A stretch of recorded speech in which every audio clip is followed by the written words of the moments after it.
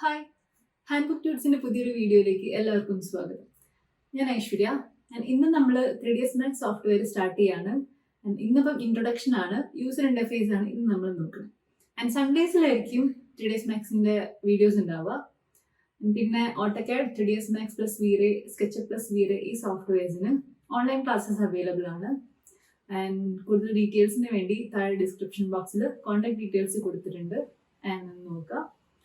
നമുക്ക് 3ds Maxന്റെ വീഡിയോയിലേക്ക് പോകാം. ഇതാണ് 3ds Maxന്റെ യൂസർ ഇന്റർഫേസ്. ഇതിപ്പം 2021 വേർഷൻ ആണ്. ഓരോ വേർഷൻ അനുസരിച്ച് നമുക്ക് യൂസർ ഇന്റർഫേസിൽ ചെറിയ ചെറിയ ചേഞ്ചസ് ഒക്കെ ഉണ്ടാവും. ഏറ്റവും മുകളിൽ കാണുന്ന ഇതാണ് ടൈറ്റിൽ ബാർ. അവിടെ നമുക്ക് ഫയലിന്റെ പേരും അതുപോലെ സോഫ്റ്റ്വെയറിന്റെ പേരും അതിന്റെ വേർഷനും ആയിരിക്കും കാണിക്കുക. തൊട്ട് താഴെ കാണുന്നതാണ് മെനു ബാർ. ഇവിടെ നമുക്ക് ഡിഫറെന്റ് മെനൂസ് ആയിരിക്കും ഉണ്ടാവുക. അതിന് താഴെയുള്ളതാണ് ടൂൾ ബാർ. റൈറ്റ് സൈഡിലേക്ക് കാണുന്നതാണ് വർക്ക് സ്പേസ് ഓപ്ഷൻ. ഇവിടെ ക്ലിക്ക് ചെയ്താൽ നമുക്ക് അവിടെ ഡിഫറെന്റ് വർക്ക് സ്പേസസ് കാണാൻ പറ്റും. നമ്മളിപ്പോൾ ഉള്ളത് ഡിഫോൾട്ട് വർക്ക് സ്പേസിലാണ്. റൈറ്റ് സൈഡിലേക്ക് കാണുന്നതാണ് കമാൻഡ് പാനൽ. നമുക്കൊരു ഒബ്ജക്റ്റ് ക്രിയേറ്റ് ചെയ്യാനും അതിനെ എഡിറ്റ് ചെയ്യാനും ഒക്കെ പറ്റുക ഇവിടെ കമാൻഡ് പാനൽ വെച്ചിട്ടാണ്. താഴെ കാണുന്നതാണ് വ്യൂ പോർട്ട് നാവിഗേഷൻ കൺട്രോൾ. നമ്മളിപ്പോൾ ക്യാമറ വ്യൂവിലാണ് ഉള്ളതെങ്കിൽ നമുക്ക് യൂസ് ചെയ്യാൻ പറ്റുന്ന ഒരുപാട് ഓപ്ഷൻസ് ആയിരിക്കും അവിടെ ഉണ്ടാവുക. നെക്സ്റ്റ് ഇതാണ് ആനിമേഷൻ ആൻഡ് ടൈം കൺട്രോൾ. ഇവിടെ ആനിമേഷനിൽ യൂസ് വരുന്ന ഒരുപാട് ഓപ്ഷൻസ് ആണുള്ളത്. ഇതിന് തൊട്ട് മുകളിൽ കാണുന്ന ഈ ഒരു പോർഷനാണ് ട്രാക്ക് ബാർ. ഇവിടെ നമ്മൾ കാണുന്ന വാല്യൂസ് വെച്ച് നമുക്ക് ആനിമേഷന്റെ ഫ്രെയിംസ് സെറ്റ് ചെയ്യാം. ഇവിടെ ഈ വാല്യൂസ് എങ്ങനെയാണ് വേണ്ടത് എന്ന് വെച്ചാൽ നമുക്ക് അങ്ങനെ അഡ്ജസ്റ്റ് ചെയ്ത് കൊടുക്കാനുള്ള ഓപ്ഷൻസും ഉണ്ട്. അതിന് മുകളിൽ നമുക്ക് സ്ലൈഡ് ചെയ്യാൻ പറ്റുന്ന ഒരു ഒബ്ജക്റ്റ് ഉണ്ടാവും. ഇതാണ് ടൈം സ്ലൈഡർ. നമ്മൾ സെറ്റ് ചെയ്യണ ആനിമേഷൻ എഡിറ്റ് ചെയ്യാനും അതുപോലെ ചെക്ക് ചെയ്യാനും ഒക്കെ ഈ ഒരു ടൈം സ്ലൈഡർ നമുക്ക് യൂസ് ചെയ്യാം. നമ്മൾ നേരത്തെ പറഞ്ഞതുപോലെ ഫ്രെയിംസ് സെറ്റ് ചെയ്യാനും നമുക്ക് ടൈം സ്ലൈഡർ യൂസ് ചെയ്യാം കേട്ടോ. ഇതിന് താഴെയാണ് സ്റ്റാറ്റസ് ലൈനും അതുപോലെ പ്രോംപ്റ്റ് ലൈനും ഉണ്ടാവുക. സ്റ്റാറ്റസ് ലൈനിൽ നമ്മൾ എന്തെങ്കിലും ഒബ്ജക്റ്റ് സെലക്ട് ചെയ്തിട്ടുണ്ടെങ്കിൽ അത് അവിടെ കാണിക്കും. ഇപ്പൊ നമ്മൾ ഒന്നും സെലക്ട് ചെയ്യാത്തത് കൊണ്ടാണ് അവിടെ നൺ സെലക്ടഡ് എന്ന് കാണിക്കണം. അതിന് താഴെ പ്രോംപ്റ്റ് ലൈനിൽ നമുക്ക് ഇൻസ്ട്രക്ഷൻസ് ആയിരിക്കും ഉണ്ടാവുക.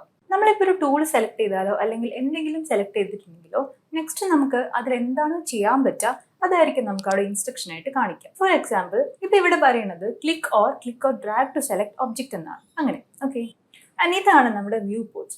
ഇവിടെ നമുക്ക് ഡിഫോൾട്ട് ആയിട്ട് 4 വ്യൂസ് ആണ് വ്യൂ പോർട്ടിലുള്ളത്. മുകളിൽ കാണുന്നത് ടോപ്പ് വ്യൂ ആണ്. ഇവിടെ ഫ്രണ്ട് വ്യൂ, താഴെ കാണിക്കുന്നത് ലെഫ്റ്റ് വ്യൂ ആണ്.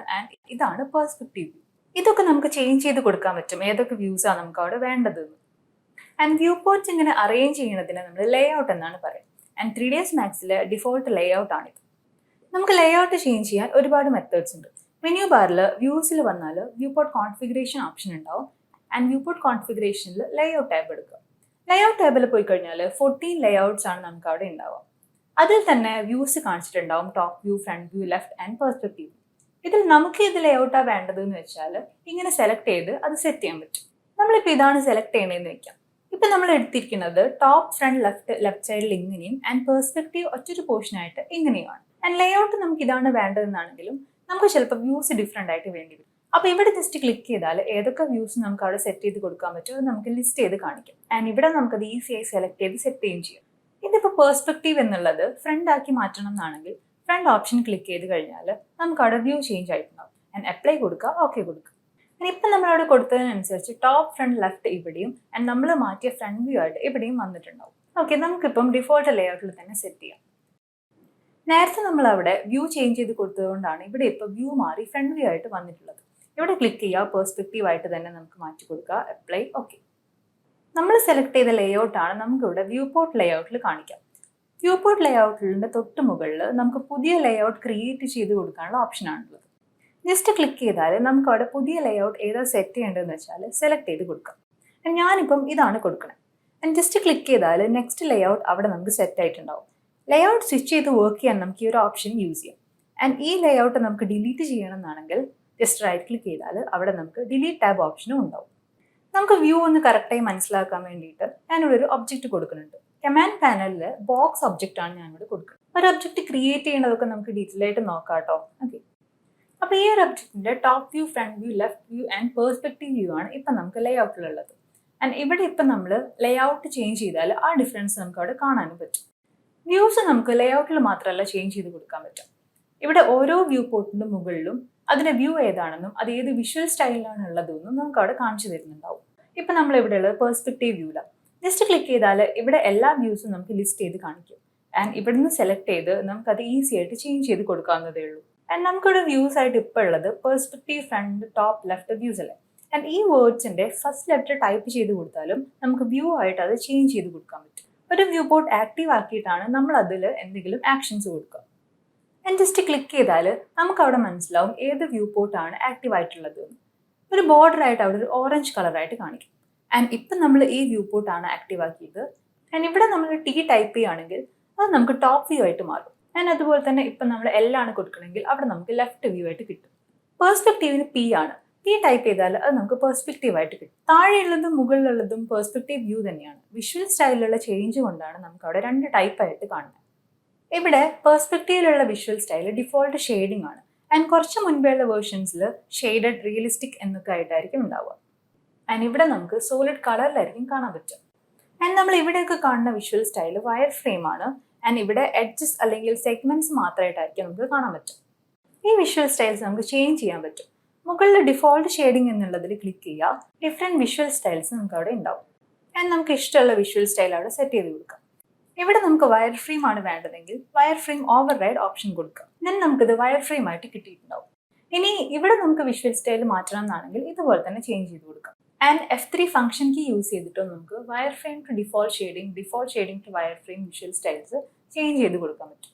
വ്യൂ പോർട്ടിൽ റൈറ്റ് സൈഡിൽ മുകളിൽ കാണുന്നതാണ് വ്യൂ ക്യൂബ്. ഇത് നമുക്ക് ഡയറക്ഷൻ സെറ്റ് ചെയ്യാനും അല്ലെങ്കിൽ വ്യൂസ് സെറ്റ് ചെയ്യാനും യൂസ് ചെയ്യാൻ പറ്റും.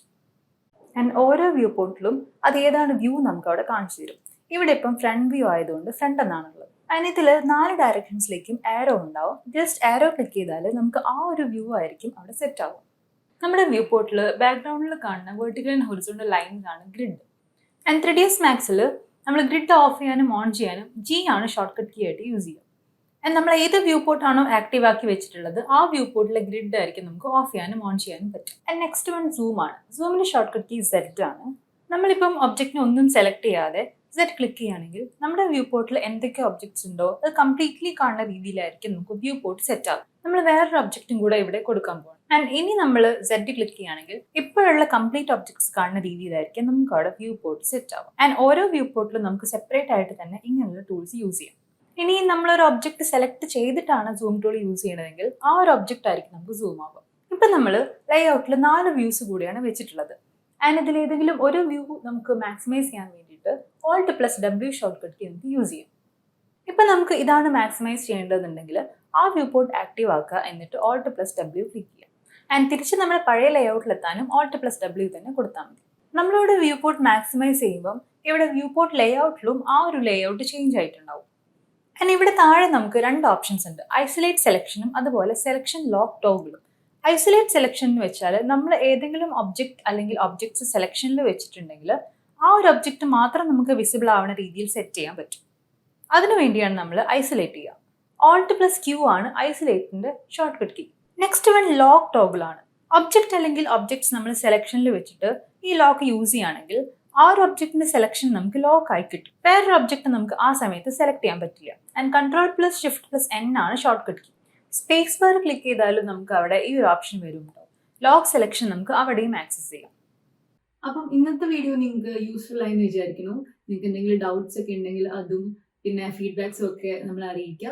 ആൻഡ് നെക്സ്റ്റ് വീഡിയോയിൽ കാണാം. ബൈ.